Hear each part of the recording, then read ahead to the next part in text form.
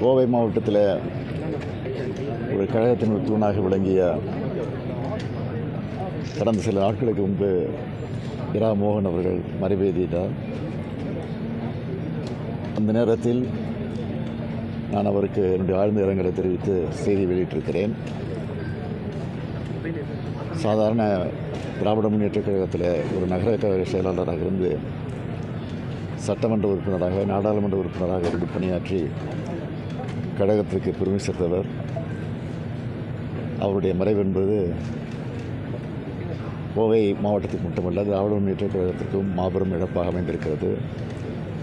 எனவே அவரை இழந்த பாலில் துயரத்தில் இருக்கக்கூடிய அவருடைய குடும்பத்தை சந்தித்து ஆறுதல் சொல்வதற்காக நான் வந்தேன். ஆறுதல் சொல்லிவிட்டு வந்திருக்கிறேன். மீண்டும் அவர் இழந்து வாழக்கூடிய குடும்பத்தாருக்கும் இந்த வட்டாரத்தில் இருக்கக்கூடிய திராவிட முன்னேற்றக் கழகத்தினுடைய தோழர்களுக்கும் என்னுடைய ஆழ்ந்த இரங்கலை நான் தெரிவித்துக் கொள்கிறேன்.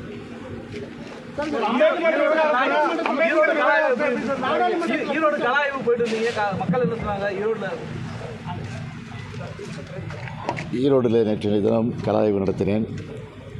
கலாய்வை பொறுத்தவரையில் இன்னும் வேகமான வகையில் உற்சாகத்தோடு பணியாற்றுவதற்கு உறுதியெடுத்துக் கொண்டிருக்கிறார்கள். வரக்கூடிய 2026 நாடாளுமன்ற சட்டமன்ற தேர்தலில் 200 என்ற இலக்கை நாங்கள் வைத்திருக்கிறோம். ஆனால் ஈரோட்டினுடைய கலாய்வில் நான் உணர்ந்த உணர்வு என்னென்று கேட்டால் 200 தாண்டி வருமோ என்ற எண்ணம் எனக்கு ஏற்பட்டிருக்கு. வழக்கு பதிவு பண்ணியிருக்காங்க ராகுல் காந்தி மேலே, அதை பற்றி சொல்லுங்கள். என்னங்க? ராகுல் காந்தி மேலே இந்த நாடாளுமன்றத்தில் கூச்சல் பரப்பணும், அதை சட்டப்படியாக சந்திப்பார். சார், இடைத்தேர்தல் ஈரோடு கிழக்கு இடைத்தேர்தல் திமுக வசமாகுமா சார்?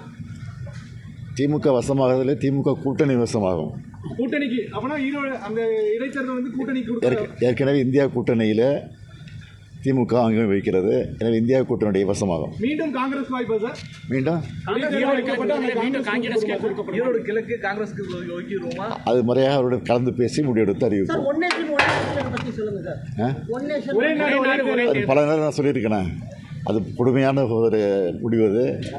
அது ஜனநாயகத்தை படுகொலைக்கு தள்ளக்கூடிய நிலையில் அந்த ஒரு நாள் ஒரே நாள் ஒரே தேர்தல் என்பது, ஒரே நாள் ஒரே தேர்தல் என்பது நிச்சயமாக அது ஒரு ஜனநாயகத்தை படுகொலைக்கு தள்ளக்கூடிய மோசமான செயலாகும்.